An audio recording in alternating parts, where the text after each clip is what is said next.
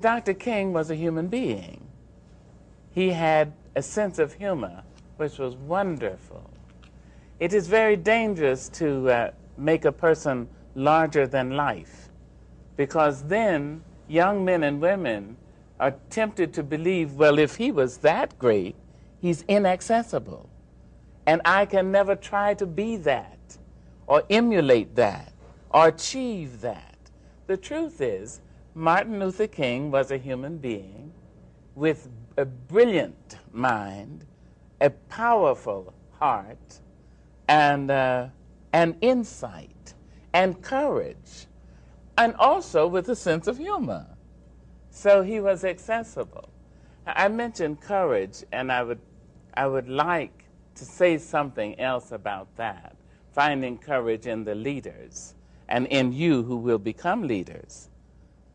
Courage is the most important of all the virtues, because without courage, you can't practice any other virtue consistently.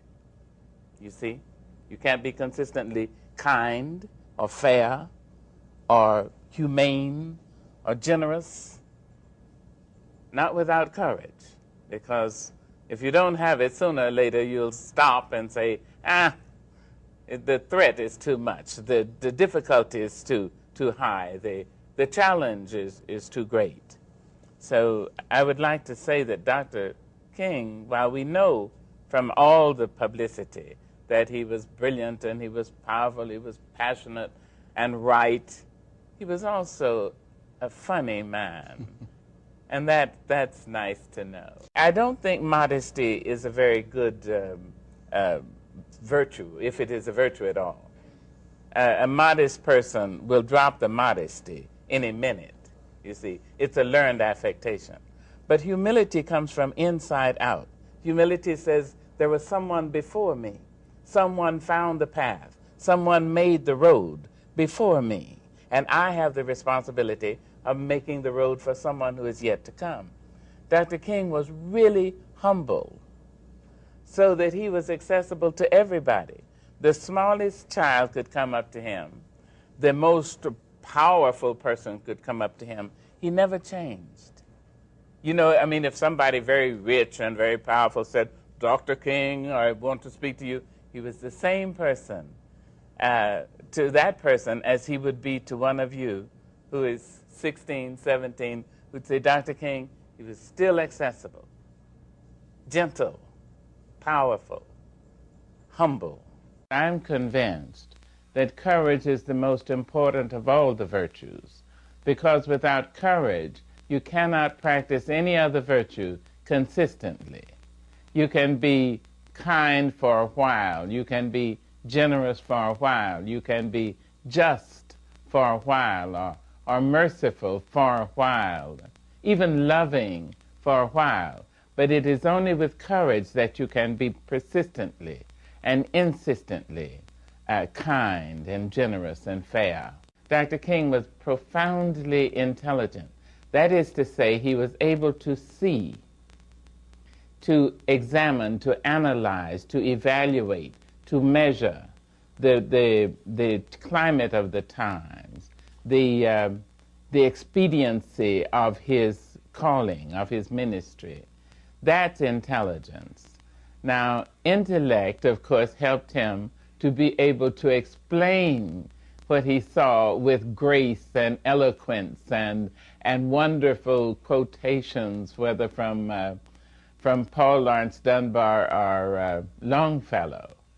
That was out of the virtue of his studies.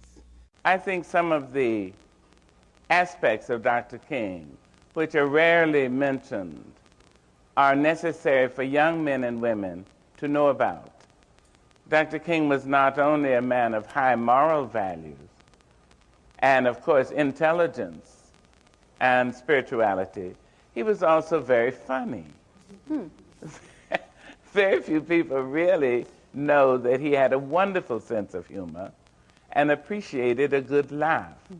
And I think that's important for young men and women to know, because the Bible says a cheerful spirit is good medicine. And Dr. King, in the face of the most horrid situations, the most cruel people, the most greedy and mean-spirited. He kept his spirit up, and quite often with a wonderful smile. The dream of Martin Luther King, for me, represents the best the human being can hope for. A world of peace, of development, a world of respect, a world where all men and women are valued, none higher than the other, none lower than the other, because of his or her color, or his or her race, or his or her religion, or cultural persuasion. That is the best we can hope for. And so when we speak of a dream, I think if Martin Luther King said he had a dream, I think this is the dream of America. This is us at our best. The music of the I Have a Dream speech is a replication of the music which comes out of the mouths of the African-American preacher. Preacher, singer, blues singer, jazz singer, rap person. It is it's so catching, so hypnotic, so wonderful that that as a poet I continue to try to catch it, to catch the music. And if I can catch the music and have the content as well, then I have the ear of the public. And I know that that's what Martin Luther King was able to do, not just in the I Have a Dream speech, although that has become a kind of poem which is used around the world, but in everything he said. There was the black Southern Baptist or Methodist preacher singing his song, telling our story, not just black American story either, but telling the human story. And I mean, that if as a poet I can replicate that, I'm okay, Jack. The substance is the issue which most moves you. If it is a love for civil rights, then that is the substance. How you get it over, you should be able to change style the same way you change your jackets. That is to say, in one circumstance, you might need to preach. In another circumstance, to get your idea over. In another, you may have to tell a joke.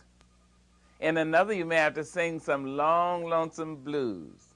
In another, you may, I'm telling you, but you should be able to change that, be intelligent enough to know where to put what, so that you don't try to swim on the stove.